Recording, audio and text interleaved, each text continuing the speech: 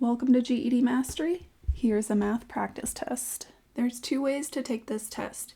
Either you could take the test on your own first. The video is set to 2.5 minutes per question, so you could work on your timing for the test. If you still want time for a certain question, just hit pause, or if you finished a question early, advance to the next question.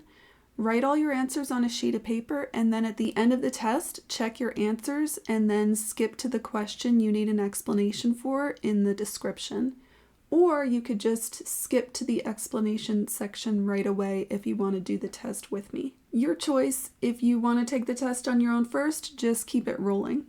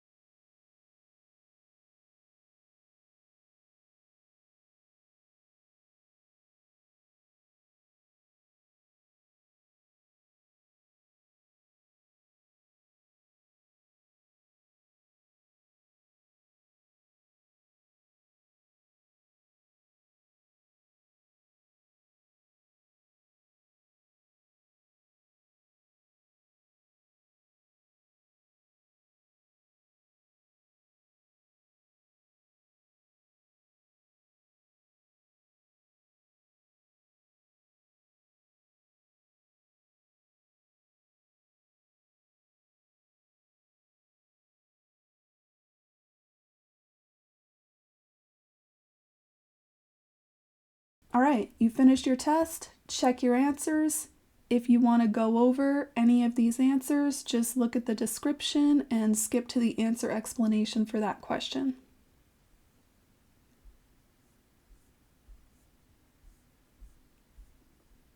Okay, so we're in the no calculator question, and we've got to put these numbers in order from least to greatest. You could either convert these decimals to fractions and then find a common denominator, or you could convert the fractions to decimals, and I think that's easier, so let's go ahead and do that. To convert any fraction to a decimal, you just need to use some long division. So 3/8 means 3 divided by 8, so let's go ahead and do that. How many times does 8 go into 3? 0, right? 8 is bigger than 3, and we'll just put a decimal here and add a 0. How many times does 8 go into 30? 8 times 4 is 32, so that's too much. So let's go to 3. Go ahead and subtract here. Bring a 0 down. And how many times does 8 go into 60? Well, 8 times 7 is 56. And 8 goes into 45 times. So 3/8 is 0.375. Let's go ahead and do the same thing for 2/3. So 2/3 is 2 divided by 3. 3 goes into 2 0 times. We'll bring up our decimal here. 3 goes into 26 times. And look, we've got another 20. So this will be 6 repeating forever, and we could just round that up at the end. All right, we've got one more fraction to convert to a decimal. Let's go ahead and do it. So 5 divided by 6. 6 goes into 5 0 times. 6 goes into 58 times.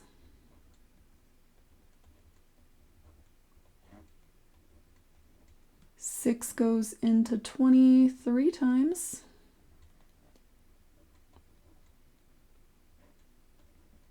And then it looks like that 3 is just going to be repeating forever. So that's what that little line means, that that digit just repeats. Okay, we've got everything converted into decimals, so now we're ready to put them in order. So 0.375 is the smallest, and that was 3/8, so 3/8 should go first. That rules out C. After 0.375 is 0.65, and the only one with 3/8 and then 0.65 is D.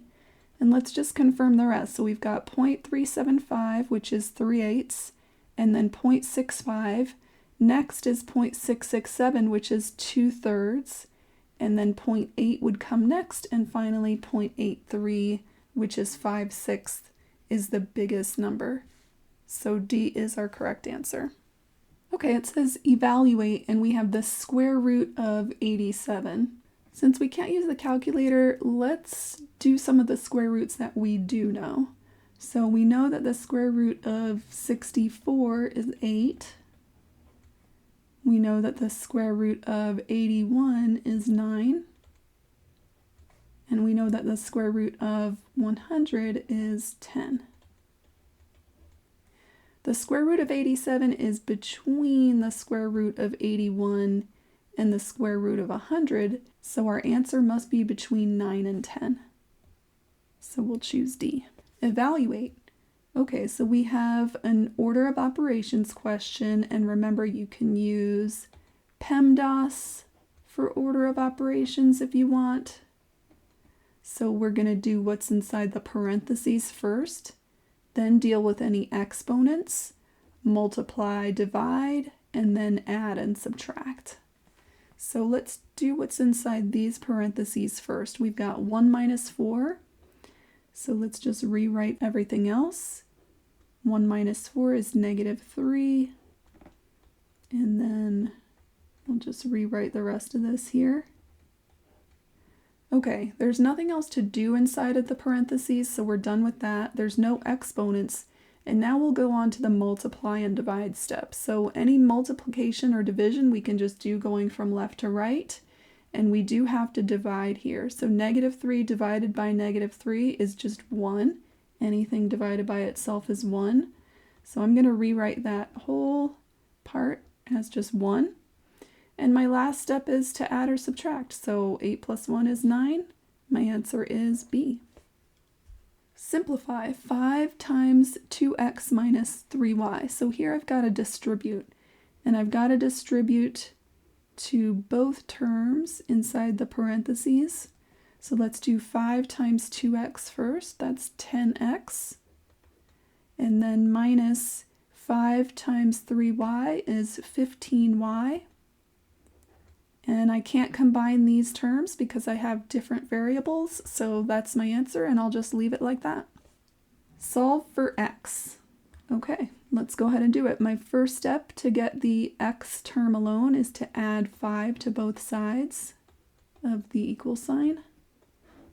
So -5 plus 5, that cancels out. I'll carry down my 4x, carry down my equal sign, and 11 plus 5 is 16. And finally, to get the x alone, since it's being multiplied by 4, I'll do the opposite of multiplication, which is dividing by 4 to both sides. 4 divided by 4 is just 1x, or x, and 16 divided by 4 is 4. So my answer is D. A store sells a shirt for $24. If the shirt is on sale for 15% off, what is the sale price? Okay, there's a couple different ways you could solve this. You could take 15% of 24, which would give you the discount, and then subtract the discount from 24 to get the sale price. Or, since it's 15% off, you know that what you're actually paying is 100% minus 15%, which is 85%. So that's what the sale price would be 85% times $24. So let's go ahead and do that. 24 times 85%, and I'm going to hit that second button and then the left parentheses button. And my answer is $20.40. So that's A. Now let me just show you the other way you could do this. You could do 24 times 15%, and that would be the discount. So that's a $3.60 discount.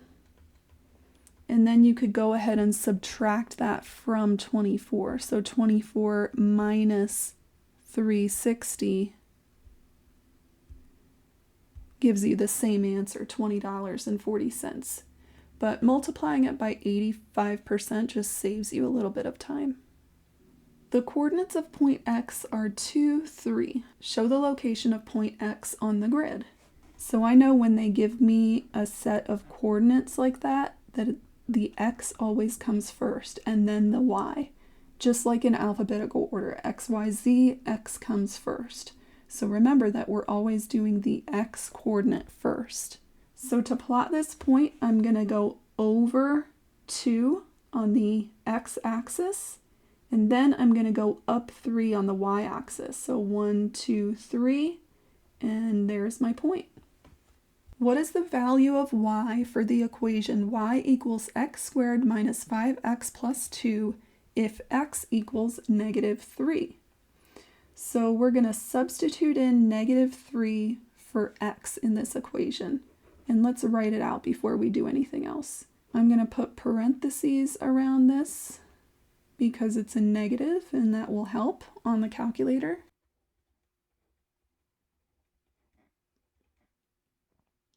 So y equals -3 squared minus 5 times -3 plus 2.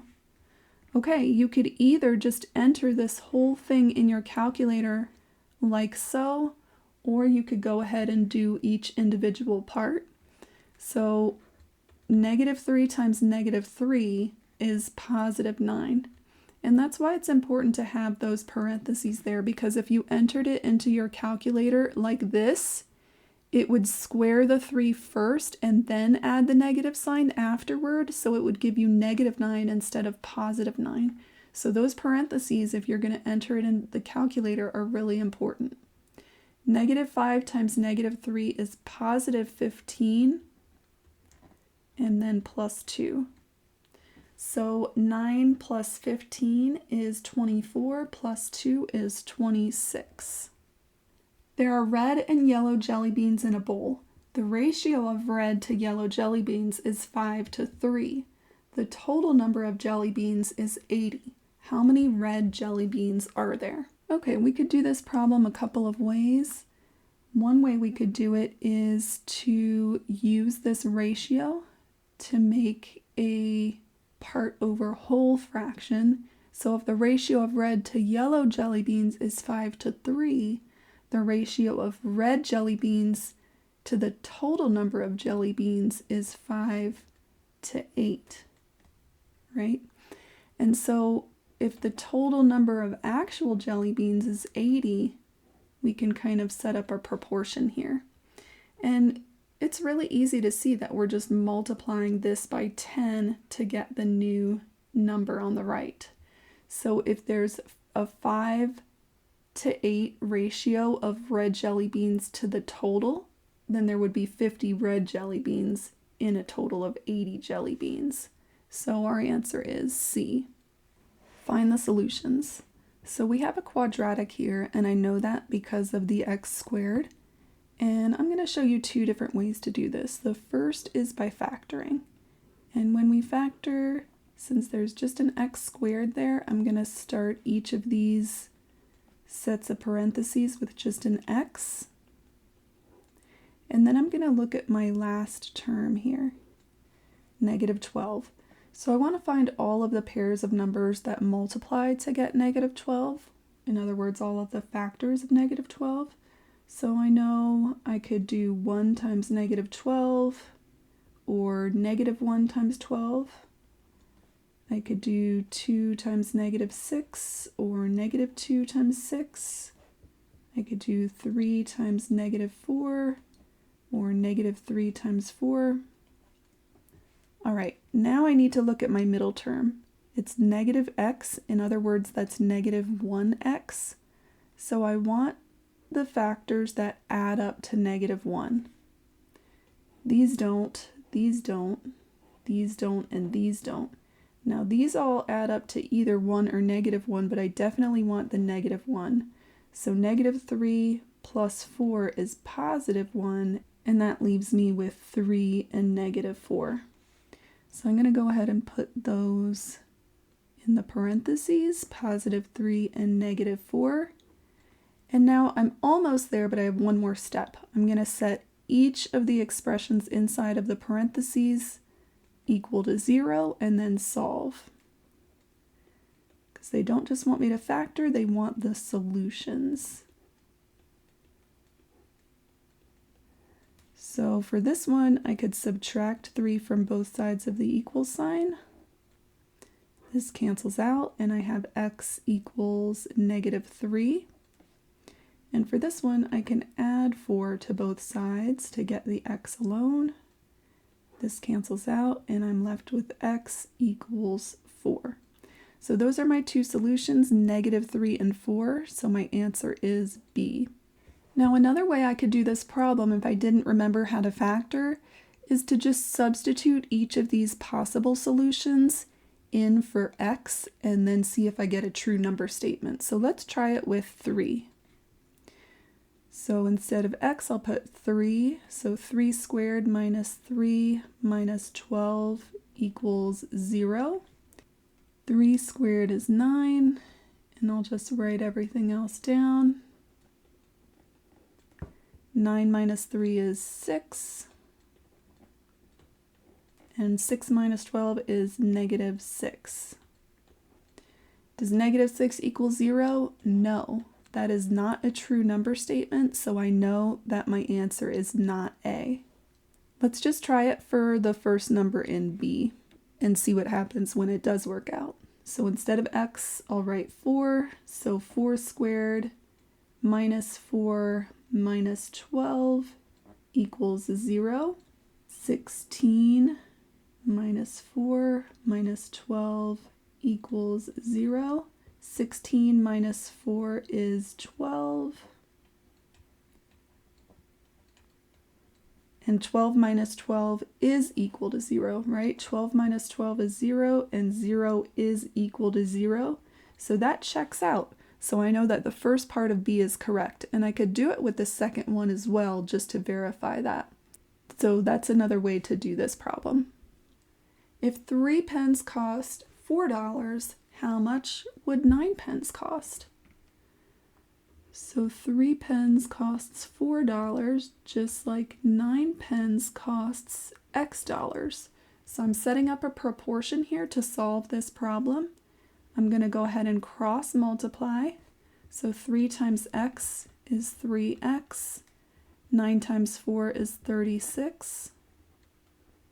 And then I'm going to divide by 3 on both sides to solve. X equals 12. So $12 would be my answer. I could also just recognize that to get 9 pens from 3, I'm just multiplying that by 3. So to get the cost, I could multiply the cost by 3 as well. And 4 times 3 is $12. Which of the following represents the expression 5 less than the product of 3 and a number? So I see a number, which means X or whatever letter they're going to use. And the product of 3 and X, that just means 3 times X. So I have that part.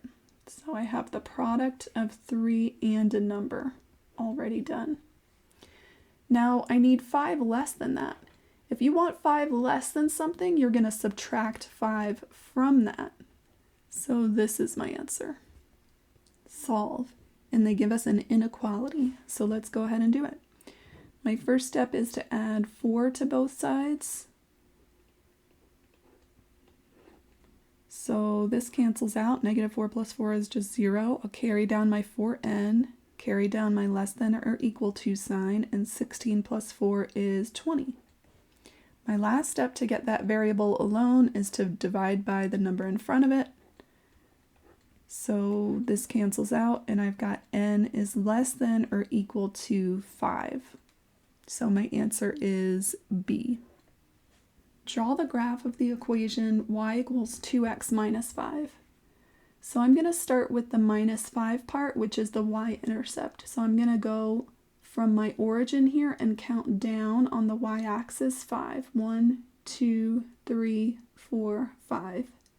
So here's my y-intercept. It's going to be my first point.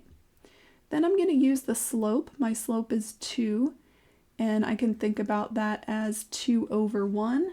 So I'm going to go up 2 and over 1 to get to my next point. Rise over run. Up 2 over 1. Up 2 over 1. And then I can just connect the dots to make my line.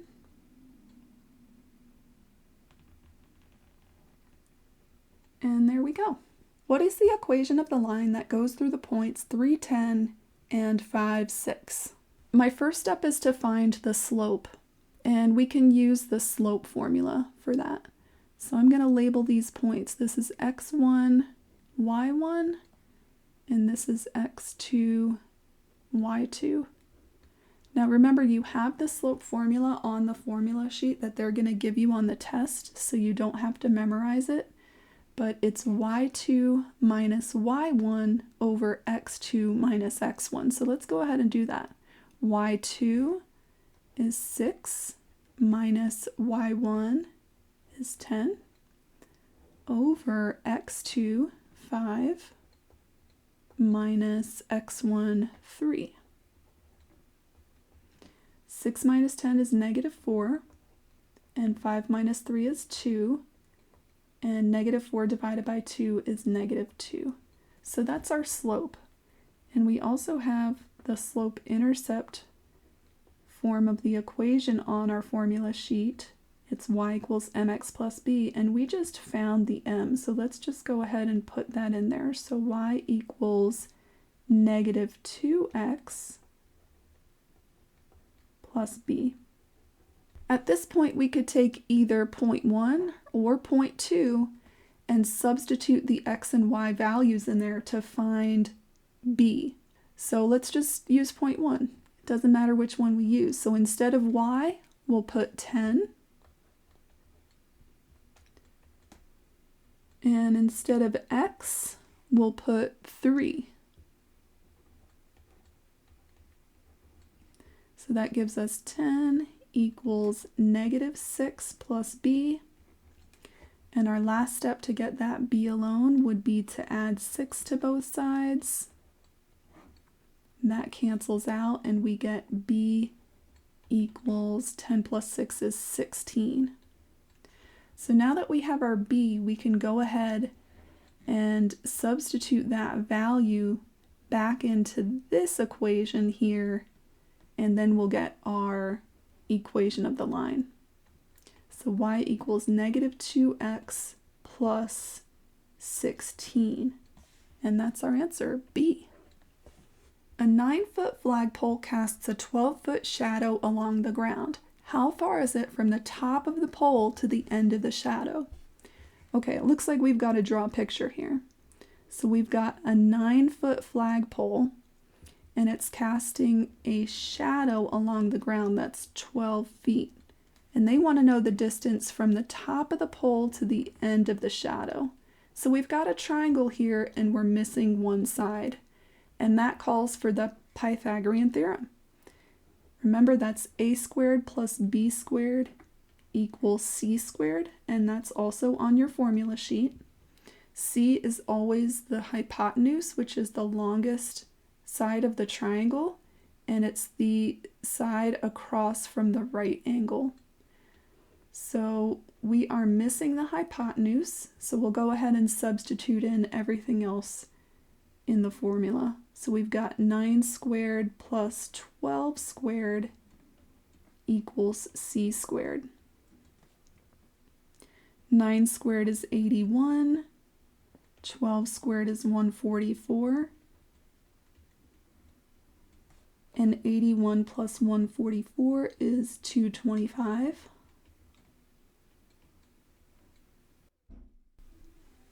Okay, now that we've got to this step, we don't want to know what c squared is, we want to know what c is. So we have to take the square root of both sides. The square root of c squared is just c, and the square root of 225 is 15. So that means the distance we're looking for is 15 feet. Find the solution to the following system of equations. Okay, there's a few different ways to solve a system of equations, but I see that I've got 2y and 2y here. I'm going to multiply the bottom equation by -1, because that would make negative 2y on the bottom, and it would make the y's just add up to 0, which is what I want. I want one of those variables to disappear. So -1 times negative x is positive x, and then I've got negative 2y and negative 21. Okay, I'm done with this one now.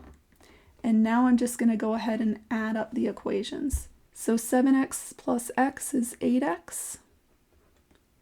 2y minus 2y is 0, so I don't have to write that down. Carry down my equal sign. And then negative 19 minus 21 is going to be negative 40. Last step, divide by 8 on both sides to get the x alone. And x equals -5. So I've solved for my x coordinate of the solution, and I could go ahead and substitute that x value into either one of those equations to solve for y. But when I look at my answer choices, the only answer choice that has x as -5 is D, so I don't have to do any more work.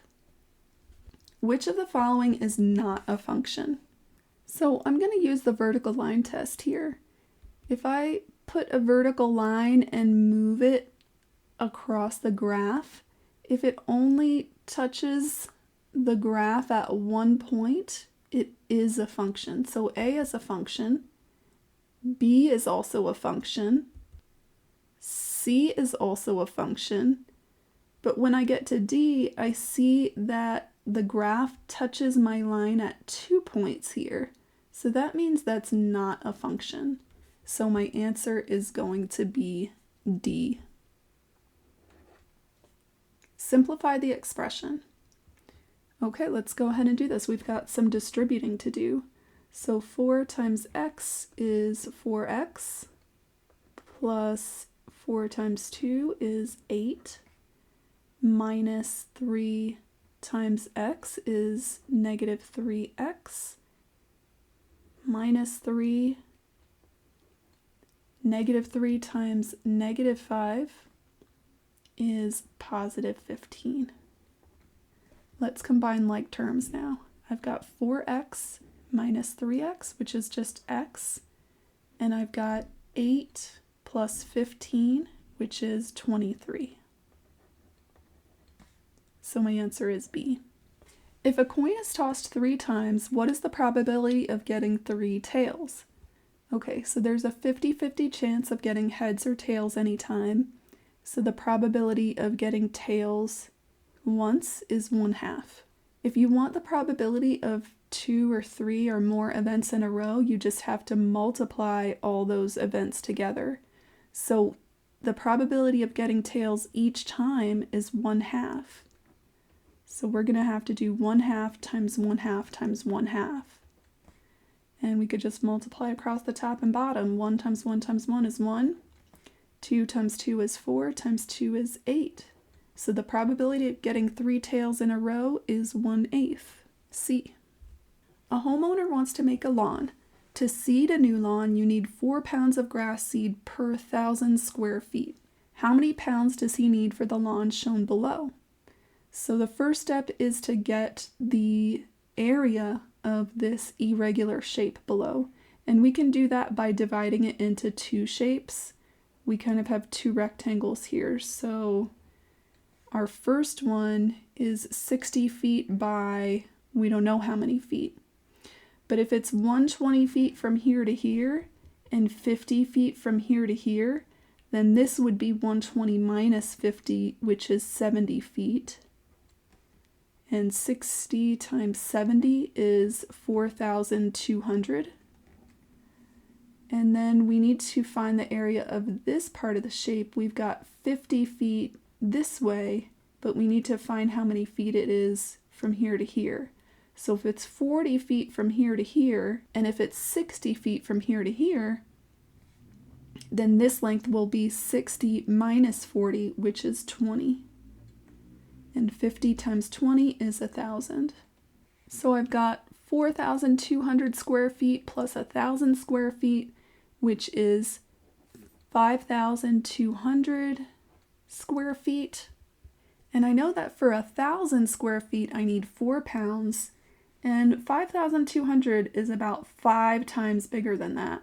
So if I do 5 times 4, that's about 20 pounds. So we could do it that way. We could also set up a proportion.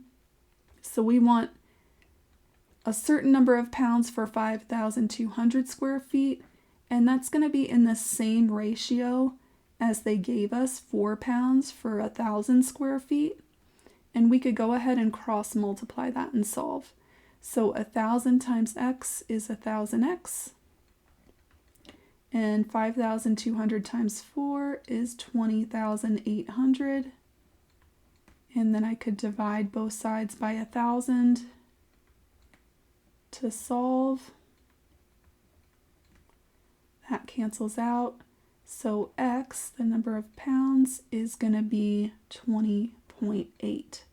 So if you want to get an exact answer, you could set up a proportion, or you could recognize that it's about 5 times bigger than this ratio. So you can multiply both parts of that ratio by 5. A metal drum that holds liquid is 35 inches high with a diameter of 22 inches.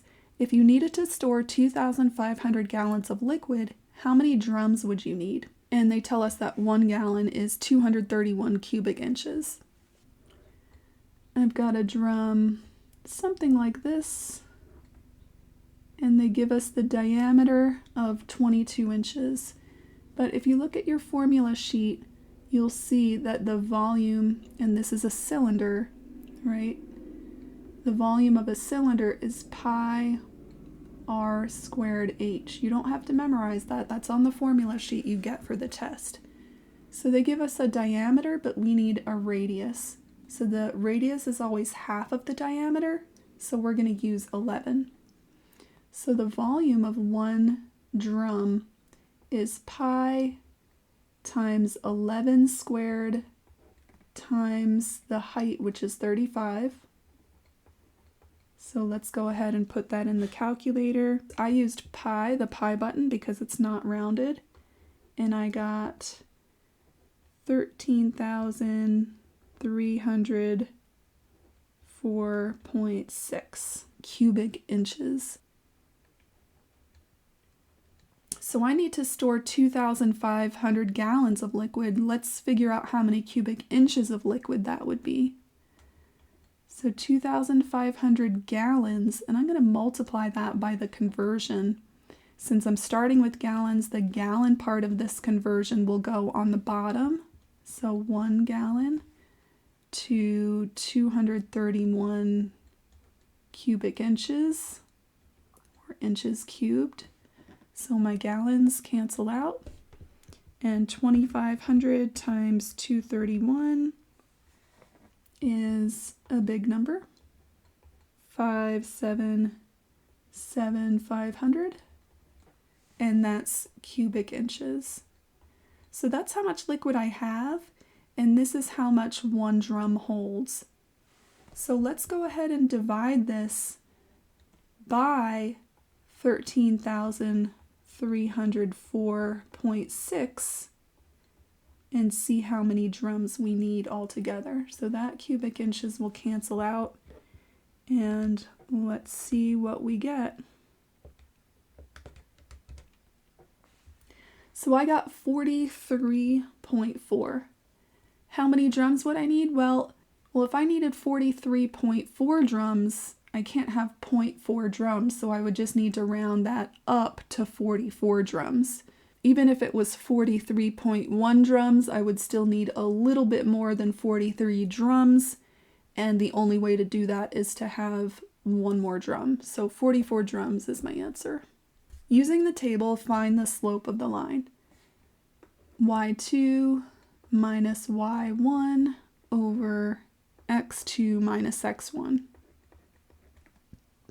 And we can pick any of these points. I'm going to pick the last two because there's no negative numbers. So let's give it a go. And I'm going to call this point 1 and point 2. So my y2 is 5 minus my y1, which is 3, over x2. My x2 is 1 minus x1, which is 2.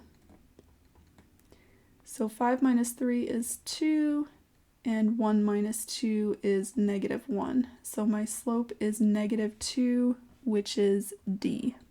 Let me know how you did in the comments. You've got this.